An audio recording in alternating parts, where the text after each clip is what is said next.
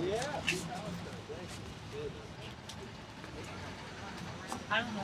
Over here, maybe?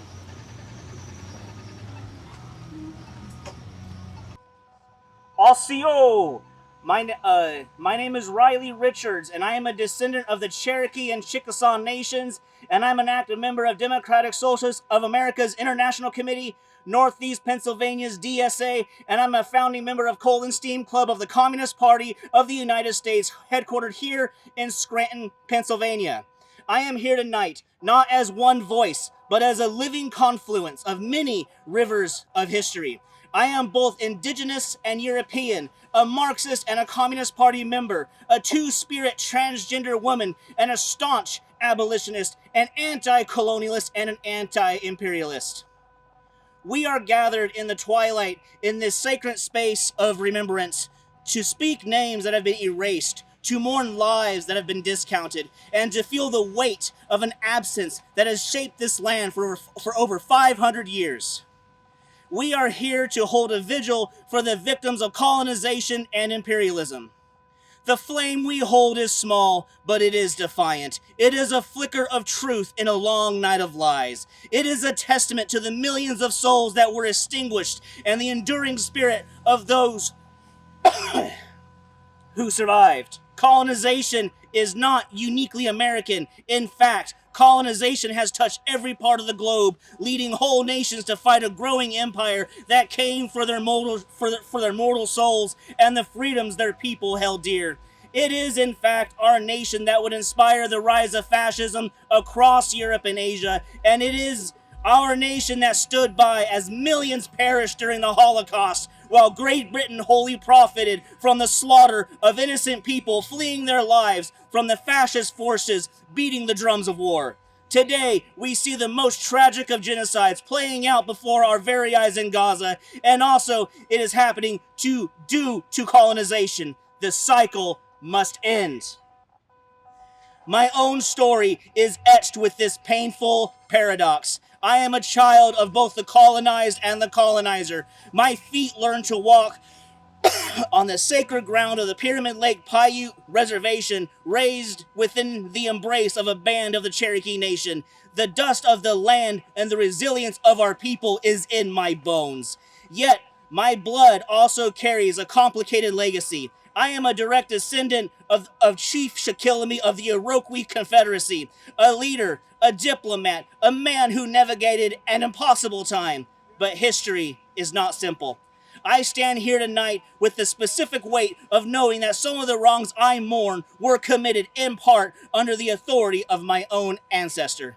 The displacement of the Lenape Nation that is right here in Scranton, Pennsylvania, is a stain on my family's history, and it is a debt I feel profoundly responsible to help address, as it was my grandfather that sold the very lands of the Lenape people in an attempt to maintain peace. But peace was never possible. I offer my support to the Lenape Nation, and I am here to say I see you. I honor your fight for state and federal recognition, as well as sovereignty for all Lenape people for what you deserve, and I commit to being part of making right what was made so very wrong. This, my comrades and friends, is the tangled inheritance of colonization. It is not just in history books. It is in our DNA. It is the source of grief that is both ancestral and deeply personal. Everything we face today is due in whole to Christopher Columbus and the doctrine of discovery.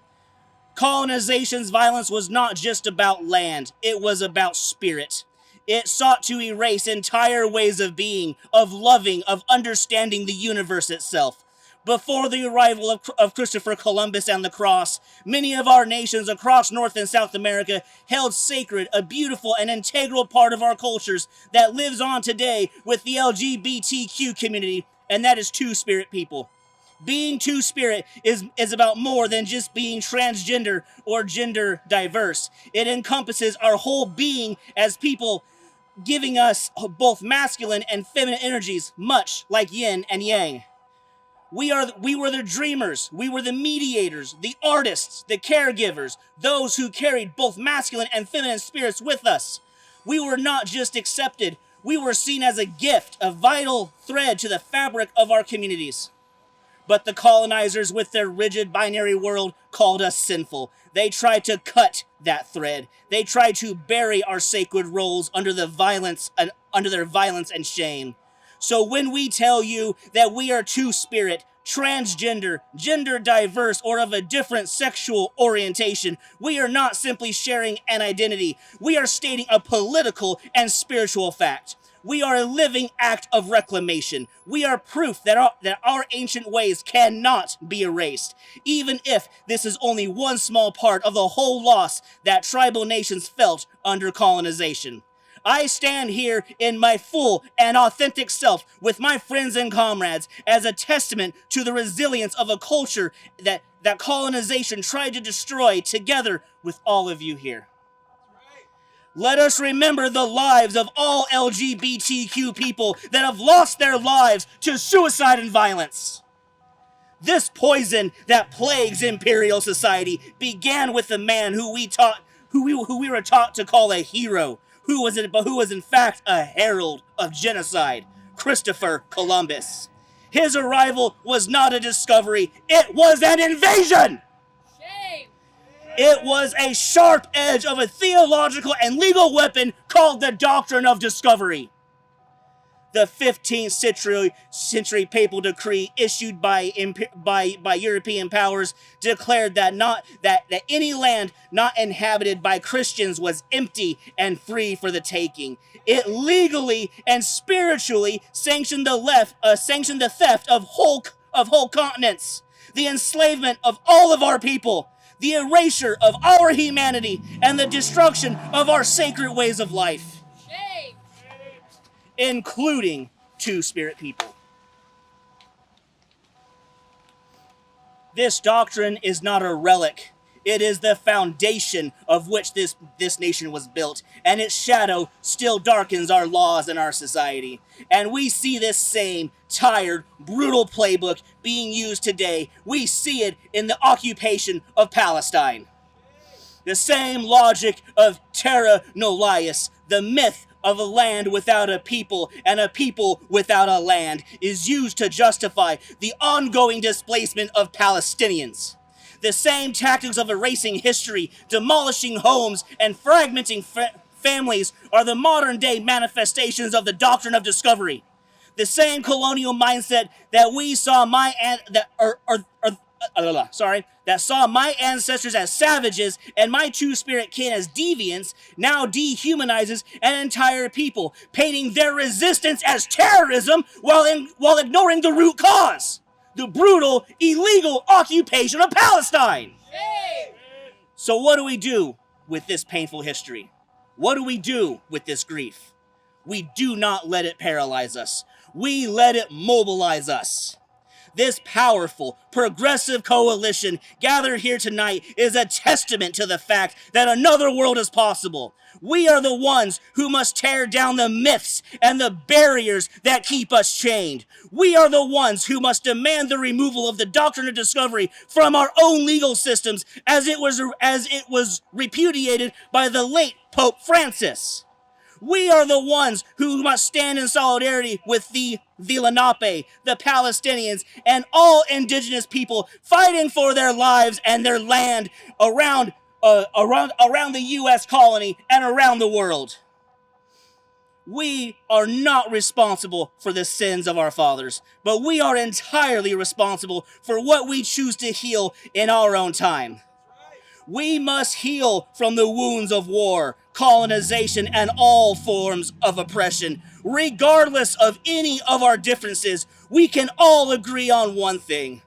The imperative need for world peace is stronger than ever before as we creep closer and closer to nuclear proliferation. The future must include all people, because progress is possible without leaving anyone behind. Right! However, sorry about that. And it's only possible with a global disarmament of nuclear weapons and a global dedication to democracy, not war. However the future may look tomorrow, we need land back, tribal treaties respected, and peaceful coexistence of all people. We must share this nation with our indigenous relatives, and we must remember that we may come from an assortment of backgrounds, but together we are one.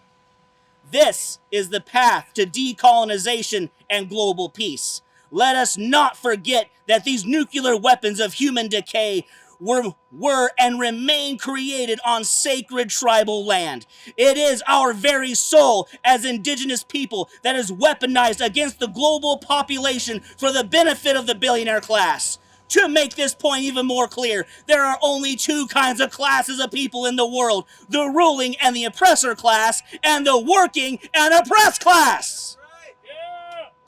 Only our unity as one proletariat class defines history. Let our small flames become a collective fire, one that burns away all lies, a fire that warms the cold spaces of history with truth, a fire that lights the way forward, not as a single person, but as a united front for justice, a justice that includes the full restoration of indigenous sovereignty and the sacred honoring of two-spirit lives. Let us be the ancestors that our descendants will be proud of. Let us make sure that the next 500 years are not a continuation of the same story, but a beginning of a new one. A story of repair, of return, and of relentless, loving solidarity. To close, I would like to share a quote from Rosa Luxemburg. Without socialism, there is no democracy. Without democracy, there is no socialism. Repairing the social fabric of our nation begins with us and our acts of solidarity with all people, regardless of our faiths, our views, our cultures, or any of our preconceived notions. This is why the Christopher Columbus statues across the state of Pennsylvania and the rest of the country must not only come down, they must be placed in museums and places of study. They should also be replaced with dedication to the indigenous people that were robbed of their homes, their families, and their lives. We are 7.6 billion people spread between 195 countries with thousands of political parties that come from two economic systems that call our one planet home. May our spirits and consciousness connect and break away all barriers that hold our unity back. May working and oppressed people of all nations unite as one. From the rivers of Turtle Island to the Mediterranean Sea, we will all be free, and we have nothing to lose but our chains. Alihegia.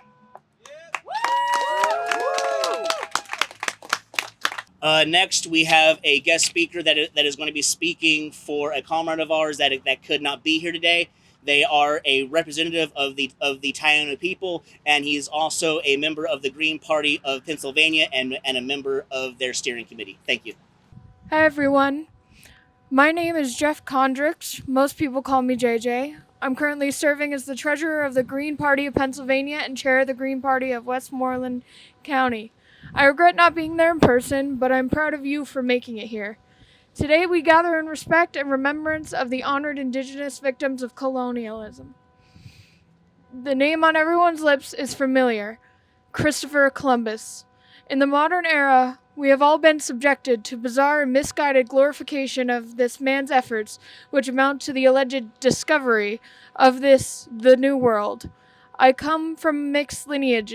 My father was born to the descendants of German and Slovakian families that both immigrated to the U.S. in the early 19th century.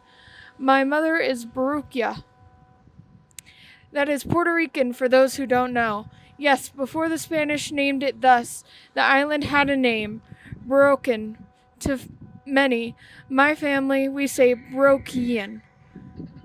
The first Brokias lively likely arrived on the island around 1000 AD that was considered the Bronze Age in most of the world east of the Atlantic. From that time forward, their culture grew and thrived in multiple migrations, and they lived as one with the island.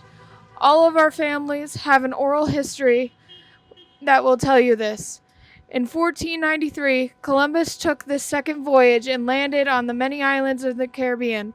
Brokian was one of them. There were many peoples in that part of the world at that time. Many were grouped under the umbrella term Tiano. That was a word they used upon first contact. For years, academia would hold that they were exterminated from the face of the earth, and it's true that much of what we were is now lost, but we are in fact still here. The blood lives on, as does the spirit in whatever tales and tenets Columbus, Ponce de Leon, and the Acomnia didn't take from us. Where this vigil is being held, the indigenous Lenape were displaced in the 17th century by all people, the Quakers. Where my ancestors lived, there was no west to be pushed to. Columbus and his colonialists beat, raped, and tortured them in the name of gold, in the name of God. And when he didn't get it, he took their bodies and used them for everything, bodies worth to a conqueror. 300 years later, no remorse seemed to develop here. They had them for everything. They had a Columbus Day on 1792. This legacy was also noted earlier of the Lenape. Remains a shameful aspect of this country's spirit today. In the 19th century, this came full circle. 1891, the New Orleans mob lynching of 11 countries. The New Orleans mob lynching of 11 Italian Americans next year just so happened to be the 400th anniversary, and so then President Harrison declared another one, meant to be a one-time placation. It was ethnic now, more than it was specifically and deliberately mixed with the ideals of patriotism in the U.S. Kids learned about Columbus in school and connected it to the way of life they had come to know and love. Love for Columbus meant love for one's country. I think that today we know better. I think if there is to be any hope of unity as one people in this country, we have to look the truth in the eye. Columbus is a man to be studied, but he is not a man to be honored. Those who put him in chains in the 1500s knew this. We know it too. The myth and folklore surrounding him is nothing short of deceptive, and that deception has encouraged fissures to grow between us. The legacy can be made right. What kind of civilization do we want to be? Was Columbus representative of all of Italy and Spain? I don't think anyone believed that then, and nobody believes it now. Today we honor the dead. While we remember, we can still live for them moving forward. Thank you for being here, and thank you for listening. The past speaks. In solidarity, Jeff Kondrich. Our next speaker is Alec Walker Serrano of NEPA Stands Up. My name is Alec Walker Serrano. I'm the traditional communications organizer for Pennsylvania Stands Up. I'm also a member of NEPA Stands Up, but more importantly, I'm standing in front of you today as a proud son and grandson of Mexican immigrants. I'm standing before you as someone with indigenous roots that I may never know. I may never have the chance to fully understand beyond the ways my ancestors call to my heart and guide me through life and liberation. I've only begun speaking about my heritage in public recently. As a child, I was very afraid of being visibly different. I wasn't just afraid of people finding out that I don't fit neatly into the gender binary as a transmasculine person, but I was also afraid of people knowing my family and where they came from. I'm the son of a Mexican immigrant. My late grandfather, my Papa Rafael, first came to the U.S. as a farm worker under the Bracero program. He worked for many seasons. He toiled on land that had been stewarded by indigenous people for thousands of years until he could afford visas for my grandmother, Mama Kika, my father, Miguel, Michael, and his siblings. My grandparents never became citizens, but they built a home in the United States, in Southern California, on land that was once part of Mexico and had always belonged to and been stewarded by indigenous people. My family's migration story is not unlike millions of other people. It began with a deep desire to provide a better life for their children and their children's children. Growing up in predominantly white areas of Lackawanna and Wyoming counties was at times alienating for me as a kid. In many ways, the othering I experienced as a mixed Latino mirrored the othering I experienced as a trans-masculine person. I'm so grateful for the invaluable public education that I received, but cruel jests from my peers about my gender expression and dehumanizing conversations in class about so-called illegal immigrants put a strain on me that should have never existed and should never exist for any of our children.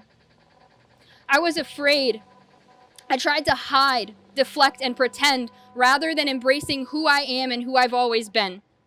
I was afraid being myself would cost me the love and belonging that we all crave and that we all deserve.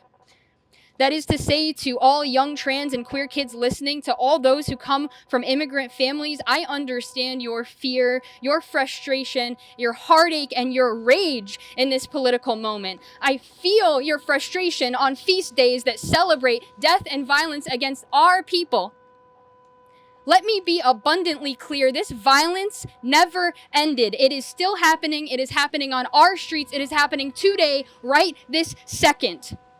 200,000 people deported under this administration alone. And I could talk about the deportations under Obama and under Biden because this has been happening for a long time. But 200,000 since Trump took office. 60,000 detained in what amount to concentration camps. No beds, no blankets, lack of access to food and water. Toilets shared by dozens in a packed room with no privacy, not allowed to bathe, denied medical care, life-saving medical care. Denied access to attorneys and the ability to speak to loved ones and say goodbye. Treated as less than human. Thousands lost, stolen, kidnapped off the streets with no warrants, with no due process. This is not democracy. This is fascism in action. Our own community, people in Dunmore, in Exeter, in Honesdale, have been stolen from the street. Concepcion from Dunmore. My family knew him. They worked with him in the kitchen, and they describe him as someone who is so kind and such a hard worker and such a great father. And they took him because he missed an immigration hearing. That was his great crime. It didn't matter who he was to his coworkers, to his family, to his community. It mattered that he missed a hearing. And so because of that, they tackled him off of his bike when he was on his way to work, and they took his child out of school. And they disappeared them, as they do with thousands of people. Hundreds of people have been violently assaulted by ICE agents who amount to Gestapo on our streets. And let me be clear, fascism did not start in Nazi Germany. Fascism started in the United States of America. And Nazis learned how to perfect it by looking at what United States colonizers did to Native American people and what they did to enslaved African Americans who were stolen from their land and brought here. No one is illegal on stolen land. Did you hear what I just said? No one is illegal on stolen land. I knew that when Trump announced his bid for president in 2015 and accused my people, accused Mexican people of being rapists and drug dealers and murderers, that my existence as a mixed Latino, as the son of a naturalized Mexican immigrant with dozens of family members in LA, that my life would change forever. And make no mistake, I understand my privilege. I know it well because I'm not undocumented. I am a citizen. I know that it's always been and remains my duty to speak up for undocumented immigrants, to speak up for all Latino people and people of color, for those who are poorer, who are unhoused, who are disabled, who are LGBTQ, who hold multiple marginalizations. I will not stop. They will have to detain me. If they want me to shut up, they can come and take me. We're here today because this statue does not belong. Christopher Columbus does not belong on this courthouse square. Christopher Columbus is the reason why my ancestors were pushed into schools where they lost their culture. They were tortured. They were enslaved. And I will never know, and that eats me alive. And I feel their pain in me all the time. I feel it. My sister, she feels it. We feel it. My dad always used to joke that we're Heinz 57 because we're just this big mishmash of every race and every culture. But the truth is, the reason why we are is because of colonization. It's because of the violence of imperialism. And so I'm standing up here not just for Mexican people, for Latino people, for indigenous people of the Americas, but for people all across the globe who are indigenous. For my Sara and his children Mira and Faraj in Gaza, whose tents are flooded right now. And they keep flooding over and over, who are starving. I'm up here for them. I'm up here for all of us. Because the truth is that ICE isn't going to stop doing what they are doing. They're going to continue committing the violence. They're going to continue the legacy of colonization and imperialism. And they're not going to stop with me. They're not going to stop with my dad. They're not going to stop. This affects every single one of you, even if you are not someone who is indigenous to this land. You live here. This is your community. And it's our time to take it back and make sure that it's truly for everyone. So we're calling for this statue to be taken down and to be put into the Everhart Museum with an exhibit that honors the true history of what happened here, that honors Lenape people, and that honors the Italian immigrants who built this community. Christopher Columbus didn't build this community. Immigrants did. Italian immigrants did. So let's actually honor them. I wanna end by reading a poem that I wrote, and I did it at an open mic a while ago, and I guess it's relevant to me. So I hope you like it. Ella guides me up wooden stairs. She beckons, come, sit in my chair. Draped in Aztec calendar stone, Tonatio resta mi corazón. Ancestors embracing my body as she strokes, fingers tussling, rustling through my hair. Like jungle brush through machete chops, tussling, rustling through my locks. Careful with the deep brown mane, fertile soil of my fatherland. Hair I only trust in a Latina's hands. A far cry from childhood haircuts past, white mom fetishizing the thick waves and curls tumbling down my spine. Don't dare cut what I covet. Your locks are mine. White mom roughly brushes hair like yours. I know nothing of it. Colonizing as if she owns my body. Jealous of tresses she attempts to possess. Angry at queerness I try to confess. A masculine spirit that dares to know best. Ancestors say, mijo, be you. This is what has always been. This is what will always be. You are ancient. You are we. Hip-hop and R&B. Bad Bunny bumps through speakers. Beats move hips without thinking. Her lips softly singing along. Eyes closed, relaxed. Aya crafts art, no blinking. With such ease, she teases the volume up, shapes hair into that which is mine, locks that extend far back, beyond time, before gender, before Spain, before my indigenous roots knew pain. Mi pelo is not mine. This is Mexico's mane. Thank you. Up next, we have Daryl Lewis, an independent researcher from Luzerne County. I like to think of myself as a advocate for equality and equity. We all come from thousands of miles away across this planet, from every corner, from every country. We all come from tribes with histories of art. We create beads. We color ourselves with clay, natives with red ochre, Africans with yellow ochre, and Celts in blue from wood. We do so many things so uniquely, but so similar at the same time. And we took our histories and we took our stories and we brought them here. Some of us by our own will and choice, and others not by our own will. But in this generation, we were all told the story that we could do anything, we would be accepted, and we were welcomed here.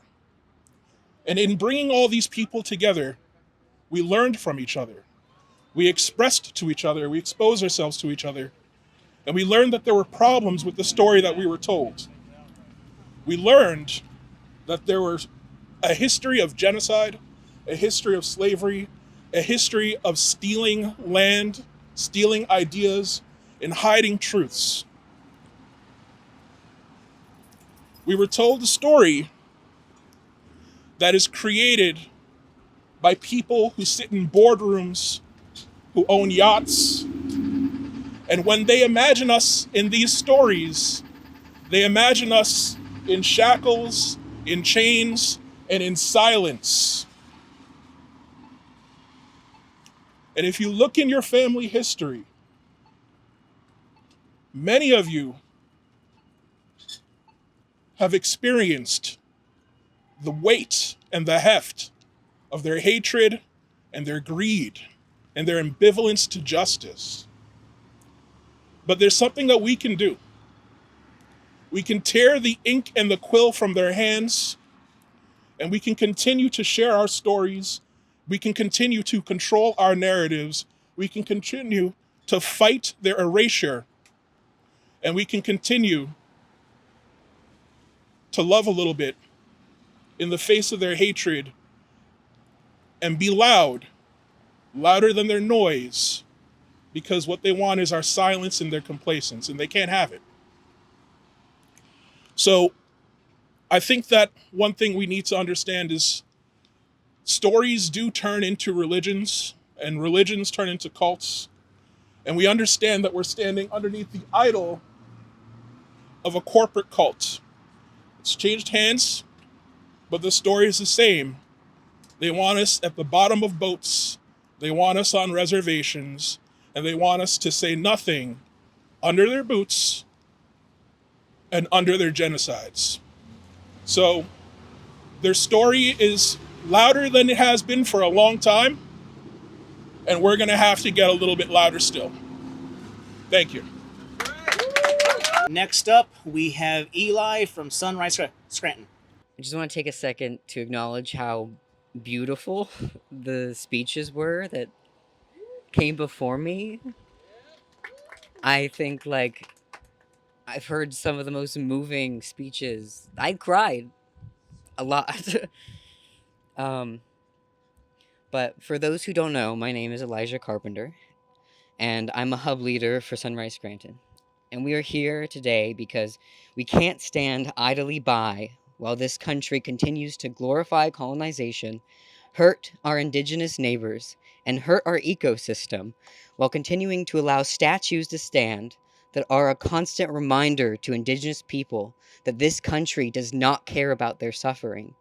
Christopher Columbus was a genocidal mass murderer, a rapist, a sex trafficker, and a slave trader who didn't even set foot in the United States.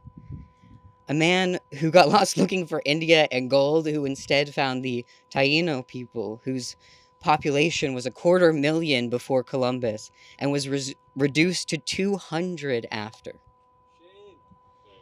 In 1500, Columbus was even arrested for these atrocities. This is the reality of who Columbus was. And the only reason we have another version is because Washington Irving wrote a fictionalized biography in 1828 of Columbus's life, one that stated that he discovered America. This myth was spread by Italian immigrants who were looking for a connection to America in the hopes of reducing the discrimination against themselves. A pedestal was built on the backs of dead indigenous people to amplify another group out of the fire. This pedestal perpetuated colonization as something this country should be proud of. And in reality, colonization is an ugly beast that ruins relationships between groups with the purpose of keeping us separate, spreads disease, and destroys everything it touches, including our planet and our lives. Colonization has wiped out, reduced the population of, and displaced countless groups of people, animals, and fauna. The Lenape people were displaced from the very land we stand on now. The Lenape knew how to care for this land, and now it has deteriorated under the effects of colonization. Our air, water, and grounds are polluted, and our native animals, plants, and insects are dying. Just some of the animals and insects we have lost or been greatly reduced due to the effects of colonization include the American plains bison, the Rocky Mountain locust, the ivory-billed woodpeckers, the Carolina parakeets, the Cascade mountain wolf, the Caribbean monk seals, the Maryland darterfish, along with countless others. Colonization is not simply a thing of the past. It remains present to this very day and gets normalized with the lies taught in schools. As a result of these lies in schools, it is up to each of us to examine our beliefs, learn the real history, and listen to those who are the most impacted by colonization. I'll leave you with the words of Tanya Tagak, who is an indigenous throat singer, who said, "Not only are indigenous people forced to shoulder the burden of colonization, we are expected to celebrate it." Thank you. Next up, we got a live set from our comrade Ginny, and afterwards, a reading of some poetry. I have a couple songs, literally a couple. I have 2 songs to play related to the subject of colonialism. This first song is called Settlers by the Rock, and I wrote it a while ago, thinking about the parallels of Palestine and the colonization of America. And so I tried to kind of write it in a way that highlights these parallels and these cycles of colonialism. So this is Settlers by the Rock. Pick up your shovel, pick up your axe, sip up your venom, drunk off your ass. Alchemy, out to sea, oh, go to live life to death. Well, settlers come to commit the slaughter. Settlers come for the land of promise. It's all going down again. Jordan said the river's bed was as blue and flowing. Come from stars, now come to me. Life is gold beneath the breeze. Well, shame on you, all you who ask questions later. We will see how it will be. Face up to the Creator. Tumbleweeds of olive trees, from the river to the sea. Well, tumbleweeds of olive trees, from the river to the sea. It's all going down again. Tumbleweeds of olive trees all chopped down long ago. I would say it's the end of days that we don't have long to go. But we're stuck in a loop. We're stuck in a loop of a sick deja vu. A sick deja vu. 'Cause settlers come to commit the slaughter. Settlers come for the land of promise. It's all going down again.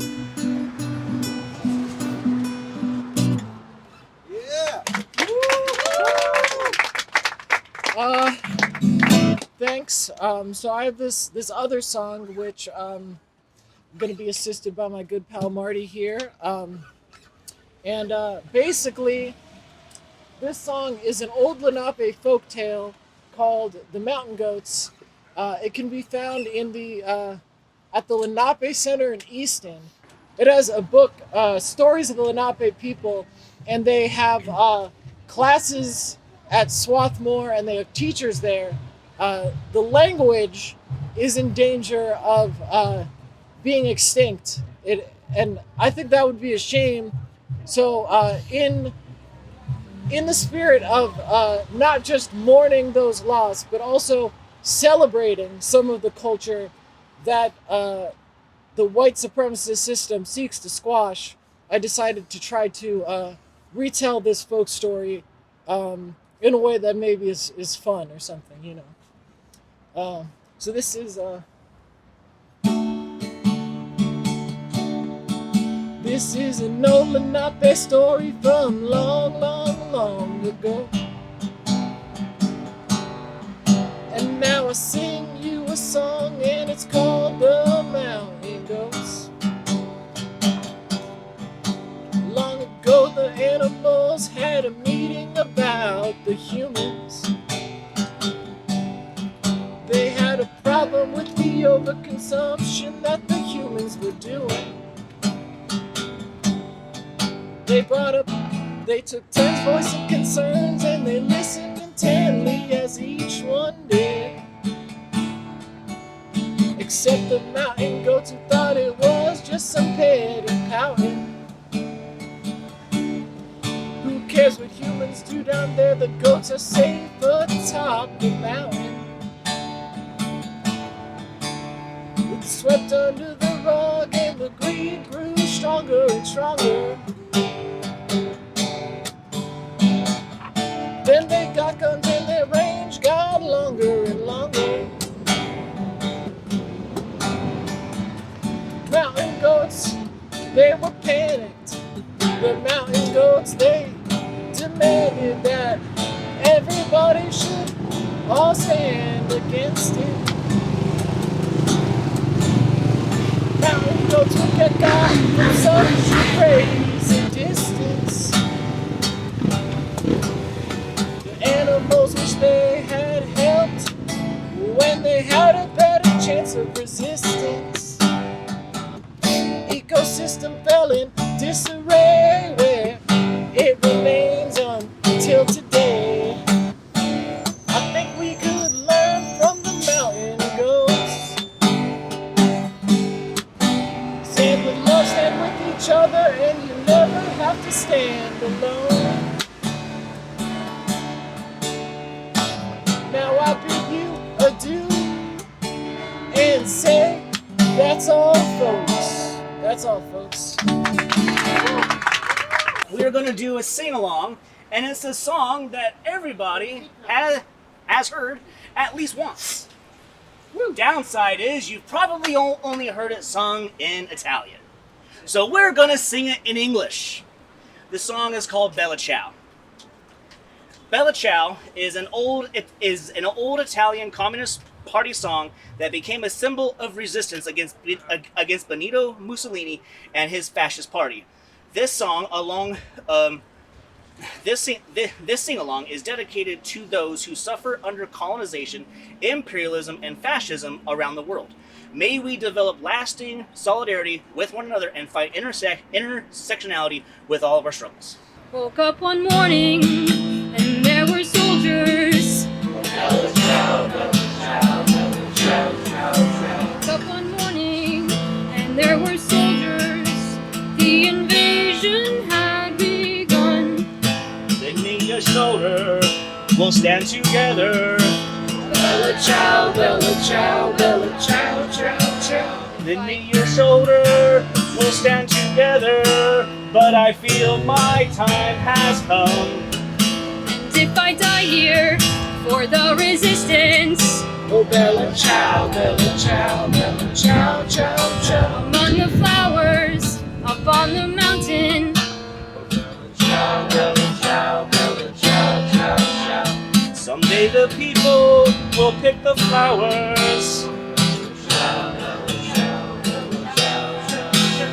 Someday the people will pick the flowers and they will remember my name. this is the flower of the resistance. Bella ciao, bella ciao, bella ciao, ciao, ciao. This is the flower of the resistance.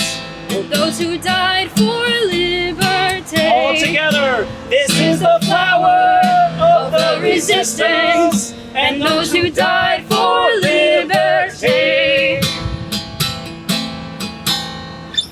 Thank you. Not bad for never practicing. That was our first time ever doing that at any event. That was raw, y'all. So, So my name is Marty Fallon. I'm a local poet. I read a lot with a group called Poets Live. I also recently helped organize a fundraiser for Palestinians called Scranton Poets for Palestine earlier this month. We're also thinking about doing another one in the spring or fall, so keep that in mind.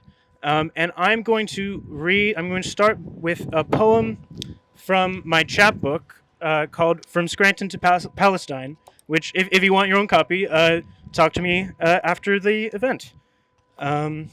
Okay. So this is called Lebensraum, which is a German word that the Nazis used to describe their intention to colonize various parts of Europe and make it, German living room. Okay. And I'm going to start off with mostly poems about Palestine. Okay. All you want is Lebensraum, madness dripping from the crown, children pumped into the ground. All you want is Lebensraum. Were you still true partisans, then bella ciao, but you're apartheid's citizens, and all you want is Lebensraum. Ride from your suburbs into town, on broken backs all bruised and brown, spineless Americans confound, all you want is Lebensraum. Never again means bodies and mounds, children pumped into the ground, madness dripping from the crown. Gaza is Israeli now. All you want is Lebensraum. Okay.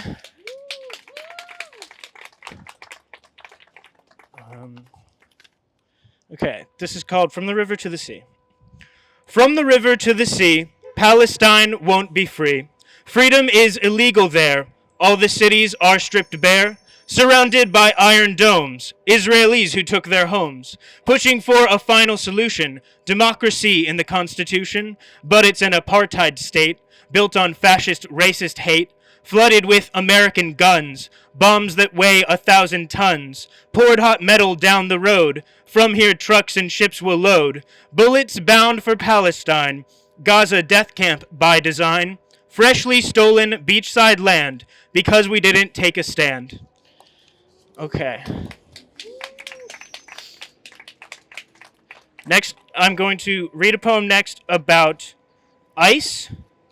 Mexican Americans are being kidnapped by ICE. For being the wrong color, you get thrown in the van. If they at least checked your papers, that would be nice. Now you're the property of some psychotic man.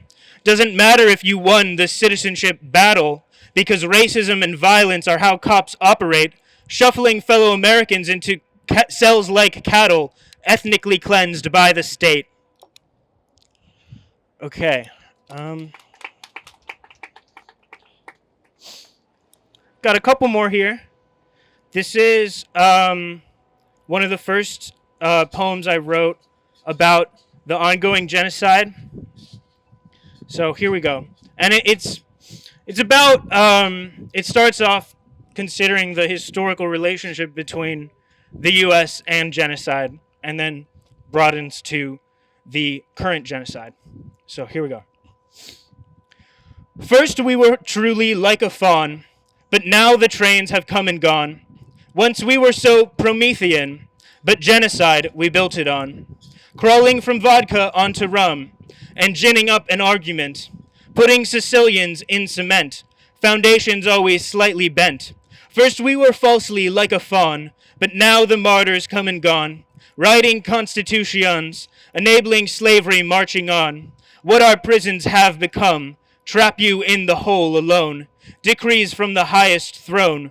Prisons boarded hides controls, demanding maximum humiliation, the end of creation. Psychological operation table, enough. Laugh at false terrorists, yourself tricking. Laugh at incipient schizophrenia, tricking into genocide mode, dehumanize the enemy, animalia, organized destruction, dehumanization, programming, psychological occupation, boots on the ground, airstrikes, hospital airstrikes, victims, sickening smell of white phosphorus on flesh. Did it to themselves, damn terrorists. Did it to themselves, white phosphorus. Did it to their flesh, to themselves. Did it to do it to themselves, damn terrorists. Did it to themselves, deserve deserved it, did it to deserve it, to deserve it what, to deserve it did what, to deserve what, to deserve propaganda operation on the hospital television, hospital, crumbling hospital, spewing fiery death, destruction, civilian dead, trapped people called terrorists dead. Filling with fear, explain away the genocide, going through the motion imitations of it's always been ignored. Going through the motion nothings, you can screaming, weeping victim, mourning mourners, defense force attacking caskets, practically laughing, genocidal American Idol, worshipping death culture, shock consent formation. Pushing consent down throats through televisions, distorting genocide, denial, reframe, terrorist 9/11, second 9/11, activate racial trauma, fear 2001, never forget, fear, forget, never, forget, fear, forget, never, fear, forget, fear, never, fear, forget, fear, never, fear, we will destroy them, we will destroy, we'll destroy these animals, we'll destroy animal, we'll destroy animal, we'll destroy animal, destroy animal, will human, animal, destroy human, animal, destroy human, will destroy animal, destroy human, will destroy, we'll destroy, we'll destroy, we'll destroy. All right. With the final poem, I'm going to, in the spirit of education, of the history of Christopher Columbus and colonialism, I'd like to read some history that I myself found shocking to not be something that is just automatically taught to children in our schools about Puerto Rico, and specifically the U.S. history of ethnic cleansing against Puerto Rican women. Okay. Barcelona. Okay, and this is an excerpt from a book called War Against All Puerto Ricans by Nelson A. Dennis. Barceloneta is unique among the many Puerto Rican municipalities. It is the home of a Pfizer factory that produces all of the Viagra sold in North America. 70 years ago, the town had a different industry. Every year, more than 1,000 women walked into the Hospital Municipal de Barceloneta carrying a little suitcase containing a bathrobe, underclothes, slippers, a rosary, and sometimes a Bible. Each woman would talk to a doctor, fill out a few forms, and be assigned to a bed. 2 days later, she'd walk out with her tiny newborn, the joy of her life. She didn't know, however, that her tubes had been cut and that she would never have another baby. For decades, the doctors in Barceloneta sterilized Puerto Rican women without their knowledge or consent. Even if told about the operation, the women were not informed that it was irreversible and permanent. Over 20,000 women were sterilized in just this one town. This scenario was repeated throughout Puerto Rico until, at its high point, 1/3 of the women on the island had been sterilized, and Puerto Rico had the highest incidence of female sterilization in the world. This campaign of sterilization stemmed from a growing concern in the United States about inferior races and the declining purity of Anglo-Saxon bloodlines. Okay, and just sort of processing that, thinking about that fact as I was preparing, I wrote something trying to take these horrible information and just make something somewhat hopeful. So here we go. The U.S. sterilized Puerto Rican women. For this country, genocide's a competition, stealing land and bombing Palestinians. And now our future is strangled by this history. No freedom to enjoy life's true mystery, only to organize to save our lives, or to revel in how they destroy. The rich are squishing us like flies, but the world can hear our final cries. Fascists can't kill us if we organize. Human connection shouldn't annoy. Solidarity is our chance at true joy. Okay, thank you. So I slightly fibbed. We have an encore. Woo! If everybody can give a little bit of a round of applause for Austin from NEPA for Palestine. Woo! Hi, everybody. Really awesome to be here with everybody. My name is Austin. I'm with NEPA for Palestine. So before I read what I wrote, I wanted to share one thing personal. This morning, I was driving to work, and I saw a rainbow. Now, rainbows have different meanings and symbolize different things to different people and different cultures, different traditions. but rainbows have a really specific meaning to me. I'm sober. I'm someone who's in recovery. And if anyone's in recovery or knows anyone, it's not an accomplishment. We have a lot of catchphrases and sayings, and most of them are like really stupid. But some of them are kind of cool. This one's really stupid. One of them is, not every day is going to be sunshine and rainbows, or not every day is going to be rainbows and butterflies, or something like that. And it's one of those saying that's kind of like tough love, like you have to accept the brutal realities of life, especially like when you're just kind of restarting your life. And well, why I love seeing rainbows is because not every day is rainbows, but some days are. You know what I mean? And so there have been days where I have literally been driving just through PA, and I've stopped and pulled over and looked, and there's literally a rainbow and butterflies. And it's such a triumph over that saying, it's not all rainbows and butterflies. It's like, dude, it literally is. And you can just pause and acknowledge. And that's kind of what rainbows means to me. They're like a covenant between myself and everything, to just kind of acknowledge beauty and truth and love when you see it. Because if I don't acknowledge that when I see it, I won't have any to offer to others. Okay. As we gather here in front of this statue of Christopher Columbus, I'd like to suggest that we view him not merely as an historical figure, but more so as a psychological event, a turning point in human consciousness, the symbol not merely of the colonization, enslavement, and extermination of indigenous and African peoples, but the ongoing Euro-capitalist suffocation of spirit itself. In his classic study, The Conquest of America, Tsvetan Todorov wrote that the greatest genocide in human history was perpetrated by a Eurocentric ego characterized fundamentally by the identification of our own values with values in general, of our I with the universe. Michael Stevenson wrote that when Europeans moved out of their home territories, encountering new peoples and social worlds, they began to forge a complex of words and conduct. In the making of the modern world, a special language was developed by Europeans to establish a sense of themselves as separate from and superior to the indigenous other. Europeans suffered from severe ontological anxieties unleashed by the upheavals associated with the transitions from feudalism to capitalism. This colonial language gave them the psychological momentum and confidence to determine the fates and the identities of masses of human beings. In the colonizers' new language, a link is forged between the devil and economic backwardness. To kill such beings is an expression of economic rationality, moral purpose, and religious commitment. Stevenson wrote that the hatred of Columbus and his successors is now structured into the developed legal codes of the nation-state. Their hatred is bureaucratized. Stevenson concludes that the colonizers did not discover the degenerate barbarism and the cannibalistic savage. Rather, they constructed such beings out of their own religious belief systems.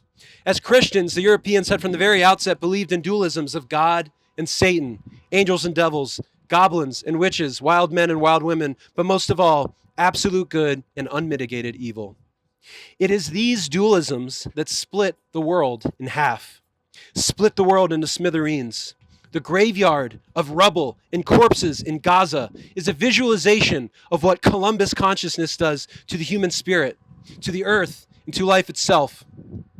John Mohawk wrote that the New World was a place of diversity at the time of Columbus's arrival, yet Europeans did not see the diversity. They created the concept of the Indian to give what they did see some kind of unification, to make it a single entity they could deal with because they could not cope with the reality of over 400 different cultures. And from that time to this, the white man has in fact created Indians in the image he wanted to see.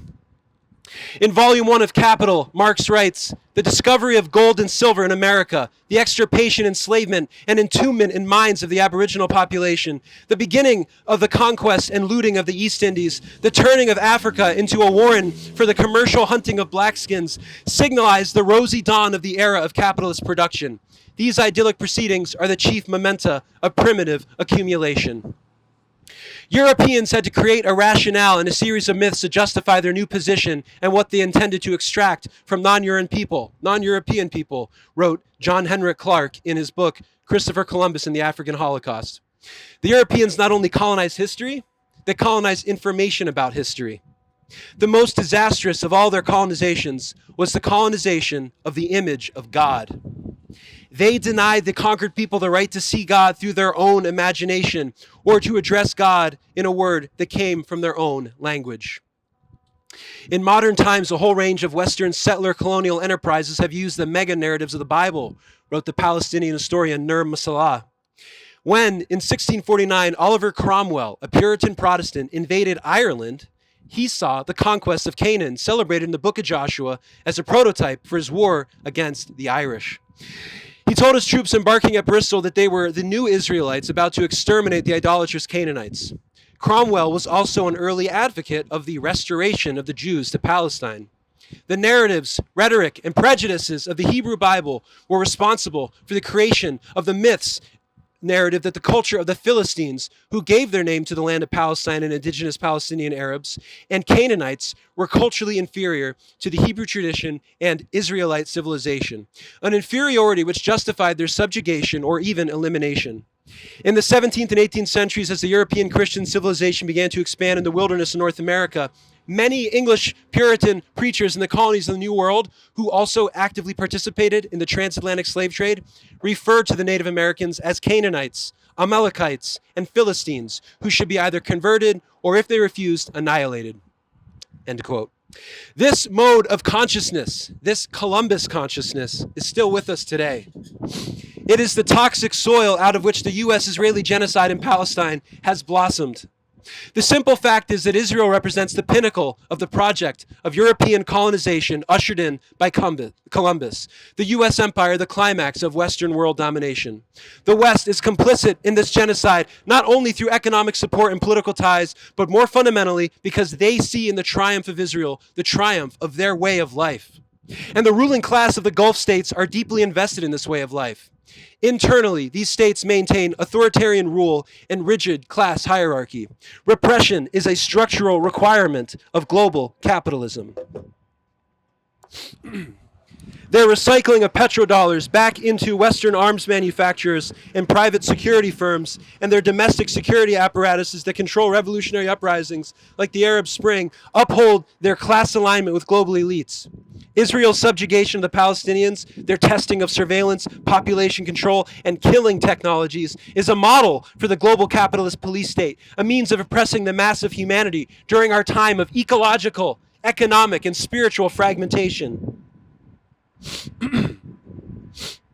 The current diplomatic talks oriented toward what is called a peace process is bullshit. Beneath the self-congratulatory evasions is a more concerted effort, hidden in plain sight, to fortify the imperial architecture of conquest and extraction. This is what President Trump calls the historic dawn of a new Middle East. It is controlled by American officials, though tensions exist between Arab states and Israel, and they continue to complicate this vision. Israel is viewed as a dangerous pariah state by the Arab states, particularly after it bombed a negotiation team in Qatar in September. Nevertheless, the imperial momentum moves forward. So far, this amounts to the partial scaffolding of a technocratic system of dystopian humanitarianism and developmental absurdity. U.S. hegemony in the Middle East is being rebranded as a high-tech project of international cooperation. Behind this multilateral facade, the genocidal status quo continues unabated. Israel's killing spree has not stopped. Euphemistic plans for Palestinian concentration camps are under discussion, and Gulf elites and their Western counterparts salivate over the prospect of billions of dollars in investment atop the mass grave that is Gaza. The Wall Street Journal reported in October, quote, the U.S. and Israel are considering a plan that would divide Gaza into separate zones controlled by Israel and Hamas, with reconstruction only taking place on the Israeli side as a stopgap until the militant group can be disarmed and removed from power.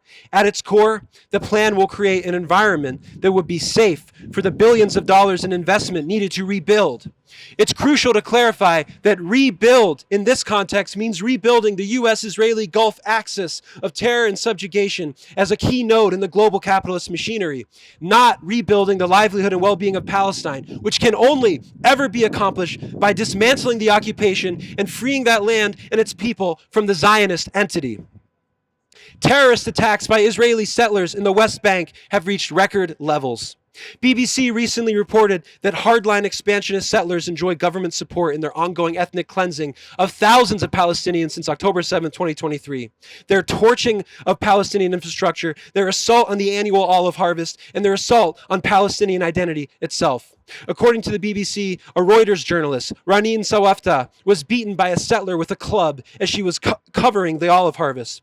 55-year-old Afaf Obu Alia was beaten with a club while picking olives. One of the settlers attacked me and started beating me, hitting my head, my arms and legs, and kicking my legs with their boots, she told the BBC. I fell down. I wasn't aware of what was happening. My mind went blank. I was only feeling the pain. I felt like my soul was leaving my body. The only thing I thought about was my children. Itamar Ben-Gvir has handed out more than 100,000 weapons to these freaks. Meanwhile, in Gaza, what is called the ceasefire is really just a recalibration of the genocide, an international legitimization and fortification of the occupation under the guise of a grand humanitarian project. Leaks of the early drafts of the dystopian developmentalist nightmare speak of transforming Gaza into a gleaming tourism resort and high-tech manufacturing and technology hub.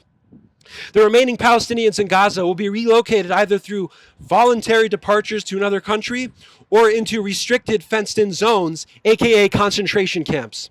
According to the Washington Post, those who own land will be offered a digital token in exchange for rights to redevelop their property to be used to finance a new life elsewhere, or eventually redeemed for an apartment in one of 6 to 8 new AI-powered smart cities to be built in Gaza. Each Palestinian who chooses to leave would save $23,000 for these monsters, compared with the cost of temporary housing aid and life support for those who do stay. The vision shared by American, British, Israeli, and Gulf elites is investment in mega projects, including electric vehicle plants and data centers, beach resorts and high-rise apartments, as well as dynamic, modern, AI-powered smart planned cities. According to the Financial Times, the plan proposes the MBS Ring and the MBZ Central Highways, named after the leaders of Saudi Arabia and the UAE, Mohammed bin Salman and Mohammed bin Zayed Al Nahyan, respectively, and an Elon Musk smart manufacturing zone on the Gaza-Israel border where U.S. electric vehicle companies would build cars for export to Europe. This high-tech colonial nightmare, formulated by Israeli and American businessmen, former CIA and Israeli military intelligence agents, and Anglo-American corporate scum, entrusts Israel with overarching rights to meet its security needs, while delegating population control to what various reports have called NATO-plus countries or an international stabilization force, in addition to Western private military contractors. According to the Post, the goal is to construct a pro-American region, giving the United States access to energy resources and critical minerals, and serving as a logistics hub for the India, Middle East, Europe economic corridor that was first announced during the Biden administration. This includes, said the Financial Times, new highways, ports, and airports that will turn Gaza into a trading hub and secure U.S. industry access to $1.3 trillion of rare earth minerals in the Gulf from Western Saudi Arabia, thus increasing the value of Gaza to around $324 billion from its current value of $0 today. Thus, at first glance, it appears that the fate of the sacred land and people of Palestine is in the hands of a transnational corporate colonial oligarchy who are modern-day embodiments of the Columbus consciousness. They have literally assigned a financial value to the lives of Palestinians to manage the cleanup and investment phase of their genocide. However, my comrades, the deeper truth is that their crumbling system is infested with contradictions, and the Palestinian people refuse to surrender. Hamas continues its brave resistance, and the unkillable Sumud of Palestine beats unabated. They are the heart of humanity. I began by describing the consciousness Columbus ushered into humanity. I'd like to conclude by honoring, exclaiming, anointing the consciousness that will unite us and empower us in our resistance against genocide and colonization, because the deeper truth is that the fate of Palestine and the world is in all of our hands too. The historian John Henrik Clarke wrote in Christopher Columbus and the African Holocaust, quote, "We have to seriously step back and think of what we need to do and how do we liberate ourselves from the plagues, cultural famines, and misconceptions set in motion by the rise of Europe during the Christopher Columbus period. How do we become a whole people again? I think we should begin by finding a mirror and liking what we see. If we can't like what we see, then we can't make each other whole again. I remember as a little boy, Clark said, on a farm, I was churning until the butter comes to the top. I'm counting the churns, and I ask my great-grandmother, which one of the churns brings up the butter? All of them, my son, she said. Which one? Not one. All of them. We have to realize it is not the effort of any one of us that will lead to freedom, but the collective work of all of us who are sincere. Eurocentric ideologies of individualism have been violent and racist and have increasingly created societies based on state control, hierarchical domination, exploitation, and dehumanization, writes Sarah Moore in her book, Islamic Liberation Psychology.